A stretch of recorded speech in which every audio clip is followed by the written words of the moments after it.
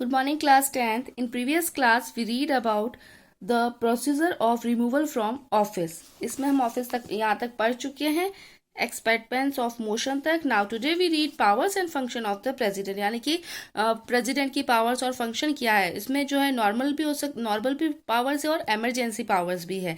सबसे पहले हम पढ़ेंगे नॉर्मल पावर्स के बारे में. इसमें सबसे पहला हमारा आता है एग्जीक्यूटिव और एडमिनिस्ट्रेटिव पावर. संविधान के अनुच्छेद 53 के अनुसार जो पावर्स जो है एग्जीक्यूटिव की यूनियन में, वो प्रेसिडेंट के हाथों में होती है और वो यूज करता है इन पावर को अपने लिए और अपने रिप्रेजेंटेटिव, अपने प्रतिनिधियों के द्वारा. इसी तरह से जो एंटायर वर्किंग जो होता है गवर्नमेंट का, वो नेम होता है प्रेसिडेंट के द्वारा और उसके सारे डिसीजन जो गवर्नमेंट के द्वारा लिए जाते हैं वो रिगार्डेड होते हैं जो डिसीजन जो भी प्रेसिडेंट लेता है. इसमें फर्स्ट हमारा आता है appointment and removal of important officers.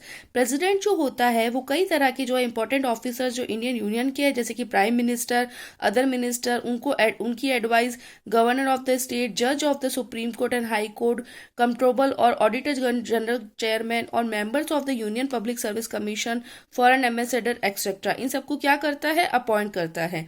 Second is power associated with function of the government. इसके साथ में जो है वो कई तरह की लॉज बनाता है, वो जॉइंट मीटिंग कराता है दोनों हाउसेस के साथ में, अपॉइंट करता है ऑफिसर्स को, एम्प्लॉयर को, सुप्रीम कोर्ट और लॉ फॉर्म करता है रिलेटेड पावर से रिलेटेड, और उसके आधार पर निष्कर्ष निकालता है. और ऑडिटर जनरल जो होता है इंडिया के, उसी के साथ में वो मीटिंग करता है.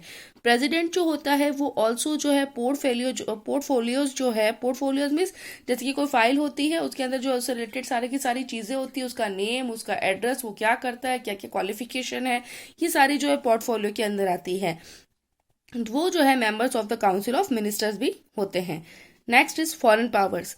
कॉन्स्टिट्यूशनल जो होता है हेड होता है इंडियन यूनियन का. प्रेसिडेंट जो होता है वो रिप्रेजेंट करता है इंडिया में फॉरेन कंट्रीज के साथ में. वो अपॉइंट करता है एम्बेसडर को और डिप्लोमाज, यानी कि जो है उस राजनीतिज्ञ जो होते हैं, इंडियन एम्बेसडर होते हैं, राजदूत होते हैं, उन सबको जो क्या करता है, अपॉइंट करता है. उसी के साथ में जो है वो एक्सेप्ट, यानी कि वो एक्सेप्ट करते हैं सर्टिफिकेट को, एम्बेसडर को और डिप्लोमेटिक रिप्रेजेंटेटिव को जो अब्रोड रहते हैं. फॉरेन अलायंसेस जो होते हैं, एग्रीमेंट होते हैं, उन सबको जो है उन सबके जो बनाता है वो भी कौन होता है, president. Next is military power. President जो इंडिया का होता है वो सुप्रीम कमांडर होता है सभी फोर्सेस का, लेकिन वो अपना ये राइट जो है वो लॉ के अकॉर्डिंग ही यूज कर सकता है. पार्लियामेंट जो होती है उसके पास एक सोल पावर होता है लॉ फॉर्म करने के लिए डिनेड फोर्सेस, जैसे वॉर हो गया, ट्रिटी हो गई, संधि हो गई.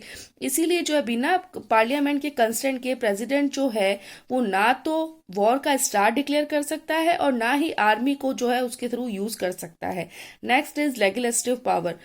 प्रेसिडेंट जो होता है यद्यपि कॉन्स्टिट्यूशनल हेड होता है इंडियन यूनियन एग्जीक्यूटिव का, लेकिन जो है वो इंटीग्रल पार्ट भी होता है इंडियन पार्लियामेंट का. उसमें सबसे पहला हमारा आता है administrative of legislative area. President जो होता है उसमें कई पावर्स होती है एडमिनिस्ट्रेटिव लॉ बनाने के लिए.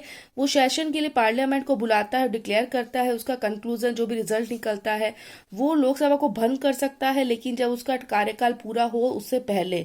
लोकसभा जो है वो डिसॉल्व हो गई थी 9 टाइम्स अब तक में. बिगनिंग में जो सेशन हुआ था पार्लियामेंट, प्रेसिडेंट जो था उसने स्पीच दी थी ज्वाइंट मीटिंग के लिए दोनों हाउसेस के लिए, और दूसरी तरफ जो हमने देखा वो परफॉर्म करता है वर्क के लिए, ताकि वो क्या कर सके, पार्लियामेंट को स्पीच भी दे सके मीटिंग के लिए. कॉमन पॉलिसीज जो होती है गवर्नमेंट की वो डिक्लेयर होती है प्रेसिडेंट की स्पीच के थ्रू. Next is power to nominate the members. President जो होता है वो नॉमिनेट कर सकता है 12 मेंबर्स राज्यसभा के, जो कि एक्सपर्ट्स होते हैं लिटरेचर में, साइंस में, आर्ट में, स्पोर्ट में और दूसरे एरिया में. वो नॉमिनेट कर सकता है 2 एंग्लो मेंबर्स लोकसभा के. अब powers to reject a motion. हर एक मोशन जो पास होता है पार्लियामेंट के थ्रू जिससे एक लॉ बनता है, लेकिन ओनली जब कंसेंट हो प्रेसिडेंट का, उसमें प्रेसिडेंट जो होता है उसको एक्सेप्ट भी कर सकता है और रिजेक्ट भी कर सकता है. कोई भी बिल जो नॉर्मल बिल होता है उसी के साथ में कुछ एडवाइस भी दे सकता है ताकि उसको पुनर्विचार कर सके पार्लियामेंट. लेकिन अगर कोई बिल जो है वो पास हो रहा है बिना किसी अमेंडमेंट के, तो अगेन सेकंड टाइम है प्रेसिडेंट जो है उसको एक्सेप्ट कर सकता है. Next is power to issue ordinance. Ordinance जो होता है प्रेसिडेंट के पास में पावर होता है ऑर्डिनेंस इशू करने का जब पार्लियामेंट सेशन जो होता है वो प्रोग्रेस में नहीं होता है. ये ऑर्डिनेंस जो होते हैं वो वैलिड होते हैं 6 मंथ्स के लिए. जब पार्लियामेंट सेशन जो है वो स्टार्ट होता है, पार्लियामेंट सेशन के स्टार्ट होने के बाद में लेकिन अगर पार्लियामेंट चाहे तो ये ऑर्डिनेंस जो होते हैं उसको खत्म भी किया जा सकता है जब उसका कार्यकाल जो है पूरा हो। Next is financial power. President जो है उसके पास में कई इंपॉर्टेंट फाइनेंशियल पावर होती है। स्टार्टिंग में हर एक फाइनेंशियल ईयर में प्रेसिडेंट जो होता है वो किसी भी रेस्पेक्टिव ईयर का जो है अमाउंट जो है उसका कारण बन सकता है। उसकी इनकम कितना बजट है हमारे उसका, और उसी के साथ में वो सारी की सारी चीजें जो है पार्लियामेंट के दोनों हाउसेस के सामने रखता है। बिना किसी कंसेंट के फाइनेंशियल बिल और डिमांड बिल जो होते हैं वो ग्रांट नहीं किए जा सकते। लोकसभा की जुडिशियल पावर, हमारा कॉन्स्टिट्यूशन जो है वो अडॉप्ट करता है concept of freedom of judiciary. इसी के साथ में प्रेसिडेंट जो होता है उसके पास में राइट नहीं होता कि डायरेक्ट इंटरफेयर कर सके जुडिशियल मैटर्स में।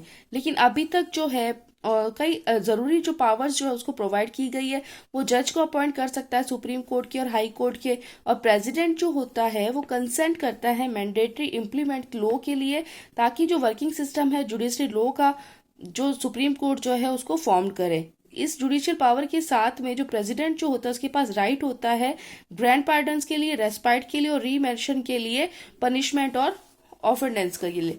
Next is emergency power, declaration, implementation and practical use. कई तरह की जो इमरजेंसी चीजें होती है इसलिए कॉन्स्टिट्यूशन जो प्रोवाइड करता है कई तरह की पावर प्रेसिडेंट को। एट प्रेजेंट जो स्टेटस जो होता है इमरजेंसी प्रोविजन का कॉन्स्टिट्यूशन के लिए वो इस तरह से है। फर्स्ट है प्रोसेस ऑफ डिक्लेरेशन। सो ये हम कल पढ़ेंगे, आज हम इतना ही पढ़ेंगे। Till then thank you.